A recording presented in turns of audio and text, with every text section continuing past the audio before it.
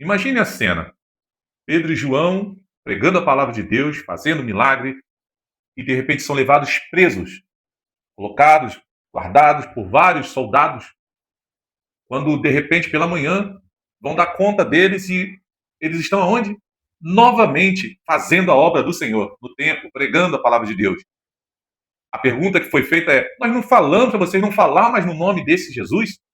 E a resposta ousada, uma bênção, foi: importa obedecer mais a Deus do que aos homens. Vem comigo meditar nessa lição maravilhosa, em nome de Jesus.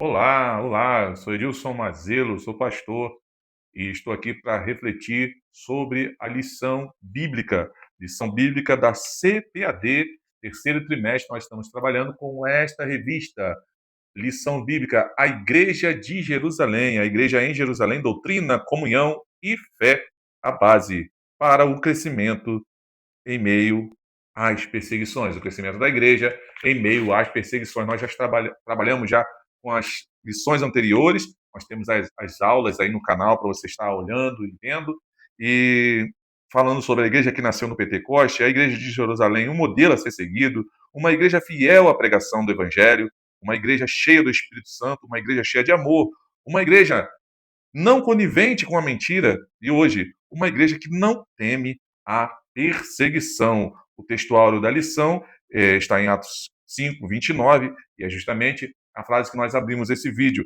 Porém, respondendo Pedro e os apóstolos disseram: mais importa obedecer a Deus do que aos homens. Atos 5, versículo 29. E eu quero trazer aqui para vocês a verdade prática. Vamos juntos? A verdade prática diz: em relação à verdadeira igreja cristã, há duas verdades inegáveis.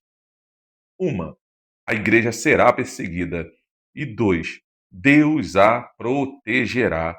Meus irmãos, que aula maravilhosa que nós teremos neste dia. Que coisa poderosa. A perseguição contra a igreja do Senhor. Amém? Eu quero trazer para você aqui a reflexão sobre todo o texto da leitura bíblica em classe, que está no capítulo 5 de Atos dos Apóstolos, do versículo 25 ao versículo 32, e do Atos Apóstolos, capítulo 12, do versículo 1 ao versículo 5. É importante entender que a distância aí dos textos mostra bem claro que estamos diante de duas perseguições diferentes. A primeira perseguição, onde do nada, por inveja, diz a palavra, né? Por inveja, porque era muito milagre, era vindo gente de tudo quanto é lugar para receber cura, receber bênção, e os líderes da igreja, né, dos judeus, líderes judeus, os sacerdotes, as seitas, né, dos saduceus, dos fariseus, eles ficam com ciúme, com inveja e prendem os apóstolos, prendem Pedro e João. Mas diz a palavra que na madrugada, naquela noite, aparece o anjo do Senhor, livra eles e manda que eles voltem para lá para pregar para o mesmo lugar onde eles foram presos. E eles, pela manhã, eles vão lá, começam a pregar a palavra, uma bênção, quando de repente dão falta deles na cela. E aí alguém fala: olha, eles estão lá pregando, lá de novo, falando de Jesus. E aí acontece essa cena que nós falamos aqui. Amém? Olha, a leitura vai falar, a lição vai trazer três tópicos muito interessantes, que é a igreja perseguida, o tópico 2 fala sobre a igreja protegida e o tópico 3, a igreja destemida. Nós vamos estar fazendo aqui, trazendo uns subsídios aqui e também trazendo um breve resumo para a glória do Senhor. Se está sendo útil para você este bate-papo, essa reflexão, esse vídeo, eu peço para que você se inscreva no nosso canal. Nosso canal está crescendo e precisa da sua ajuda. Se você está nos assistindo, está sendo abençoado com esse conteúdo, se inscreva no nosso canal e dê o joinha também para nos ajudar. Vai ser uma bênção em nome de Jesus. Meus irmãos, acontece que o que é um rebelde? Né? O que é um rebelde? O rebelde depende de quem está olhando. Porque para quem está olhando uma pessoa que está indo contra os seus interesses, essa pessoa considera rebelde, um rebelde, um anarquista, enfim, subversivo, uma pessoa que é digna de ser punida. Mas para quem está do lado de cá da rebelião, vamos dizer assim, ninguém chama-se de rebelde, na verdade, chama-se de revolução. Porque quem está do lado de cá, fazendo aquilo ali que é o certo, ou lutando pela sua causa, pelo seu ideal, ele se entende, se vê como um revolucionário. E, obviamente, tudo que ele faz, ele chama de revolução, e isso é muito interessante, porque naquele tempo os cristãos eram considerados seitas, eram considerados rebeldes, eram considerados subversivos, né? Porém, o tempo passou e as coisas inverteram, as coisas mudaram. Hoje está muito clara a nossa fé, está muito bem documentada e, na verdade, nós temos aí, fizemos, né? A igreja fez uma grande revolução. A perseguição se deu, é importante entender como se deu a perseguição. Não foi, aqui a revista começa falando sobre a perseguição, as esferas dessa perseguição, que foi a esfera religiosa e também na esfera política. Nós não podemos deixar de entender e não devemos ser inocentes quanto a essa questão, que toda perseguição era política, de certa forma, porque a religião movia, de certa forma, tinha uma influência muito grande sobre a política. Então, na verdade, eles estavam se sentindo ameaçados, se sentindo prejudicados com aquele povo que estava crescendo, de modo que estava, de repente, né, possivelmente, viesse a tomar o seu poder. Então, as lideranças judaicas estavam muito preocupadas com o crescimento da igreja. Então, o tópico 1 vai falar sobre os grupos que perseguiam a igreja, que eram os saduceus, os fariseus. Aqui vai falar sobre o capitão do templo, né, que era uma pessoa muito importante também, uma espécie de sacerdote ali, que comandava também ali, mas de uma patente inferior, né, mas que tinha poder de polícia, vamos dizer assim, entre aspas, e também vai falar sobre Herodes. Na esfera política, Herodes ele vai fazer um golpe de política, né, um teste para ver como é que ficaria se os prendesse, e ele vê que funciona, e aí ele vai e executa, manda executar Tiago, lá em Atos 12, e ele vê que funciona, e o povo se alegra, porque, na verdade, não estamos falando do povo em geral, estamos falando aqui dos povos que tinham influência, né? Como hoje chamam do lobby, né? Não sei se você sabe quem é o lobby. Quem faz lobby são aquelas pessoas que são representantes de categorias, que vão lá, por exemplo, hoje lá no Congresso, no Planalto, no Senado, no STF, fazem pressão. Os representantes de várias categorias. E aí não fica difícil a gente entender quais são as categorias que têm mais presença lá, né? Tem mais representante lá. Obviamente, as categorias que têm mais força, tanto força popular, né, quanto força financeira, política, né, de dinheiro, de condições. Então, um líder sindical tem uma dificuldade muito grande de chegar lá, mas se o sindicato dele é muito forte, ele vai ter influência, de certa forma. Assim também as grandes empresas, os grandes empresários, conglomerados, o agronegócio, os grandes holders, empresas que comandam aí o país, eles têm uma entrada muito privilegiada. Então, assim aconteceu. Ele viu que agradou aquela massa, agradou aquela nata ali de pessoas que tinham influência, e ele planejou matar Pedro também, mas falou, guarda Pedro aí, e depois a gente resolve isso. Mas você sabe muito bem que a história não terminou com a morte de Pedro. Essa história não.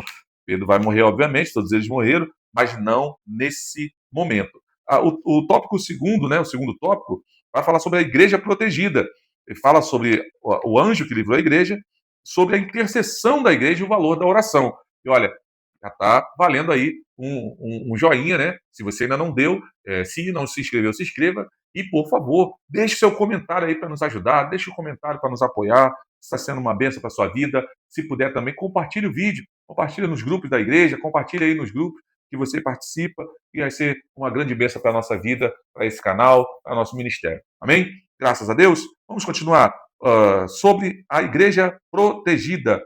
Qual era o papel da igreja, né? O papel da igreja é resistir. O papel da igreja são dois. Eu coloquei aqui, ó, posição. Sempre haverá opositores na igreja com o objetivo de calar a igreja. Você vê, o comentarista coloca isso.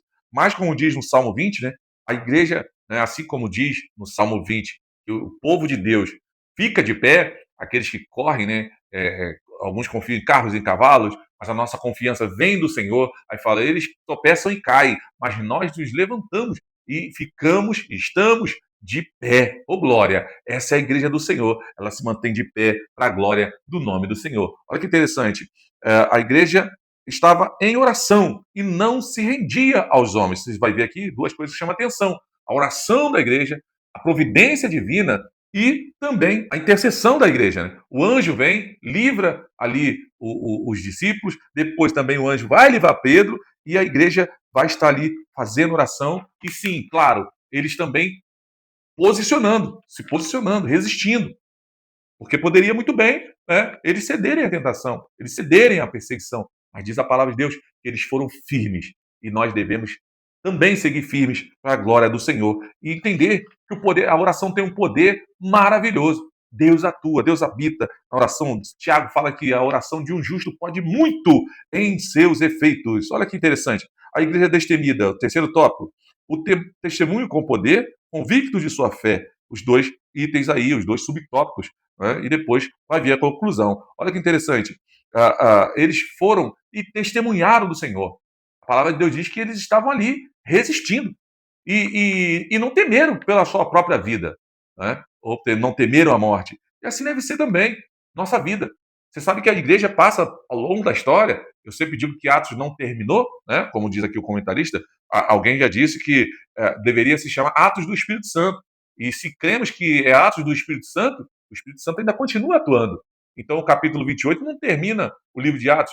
Tem um 29, o 30, o 31, e está até hoje. 2025 anos depois, estamos aqui falando dos atos do Espírito Santo. Você sabe muito bem que, ao longo da história, a igreja resistiu o Coliseu, a igreja resistiu fogueira, a igreja resistiu à Inquisição, a igreja resistiu situações terríveis de perseguição, de guerra, de morte, de atentados, e a igreja continua firme para a glória do nome do Senhor. Hoje em dia, por exemplo, os desafios são os ativistas, né? Os extremistas também, tentando contra a igreja do Senhor, mas a igreja continua de pé para a glória do nome do Senhor. Meus irmãos, dois louvores me vêm à memória e eu queria fechar essa reflexão dessa lição com esses dois louvores, trazendo aqui uma parte da letra dos dois.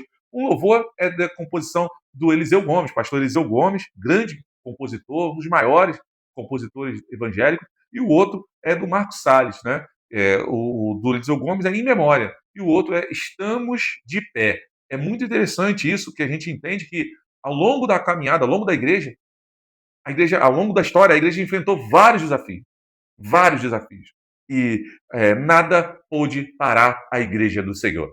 A canção Em Memória, o compositor, ele disse que ele teve essa visão, o Senhor trouxe essa canção para ele quando ele acordou de um sonho terrível, que ele viu um cristão que estava sendo torturado lá no Coliseu, vindo em direção a ele, correndo, cheio de sangue, e disse para ele: conta tudo isso que você está vendo aqui para a igreja do seu tempo. E ele acorda suado, assustado, e Deus dá essa canção maravilhosa para ele, que diz: sempre vou lembrar da coragem, do amor, da firmeza e da vontade, da fé e devoção dos primeiros cristãos. E aí o refrão ele fala: oh meu Deus, reaviva tua igreja de novo, faz a chama arder no povo, como foi ou como eram os primeiros cristãos. E aí ele ainda termina assim, ó: começando em meu coração. Que bênção, né? Que letra poderosa, que letra maravilhosa. Olha, são letras muito interessantes. Se você quiser, se tiver liberdade para isso, você pode cantar ou trazer essas canções, né, uma das duas, ou as duas, para sua aula. Vai ser uma grande bênção. A outra, estamos de pé. Ninguém pode parar a igreja do Senhor. Ele fala, ó: a perseguição não parou a igreja, o Coliseu não parou a igreja, os leões não pararam a igreja do Senhor, o inferno não pode prevalecer. Vamos avançar, não vamos parar de crescer. Ninguém pode parar a igreja do Senhor.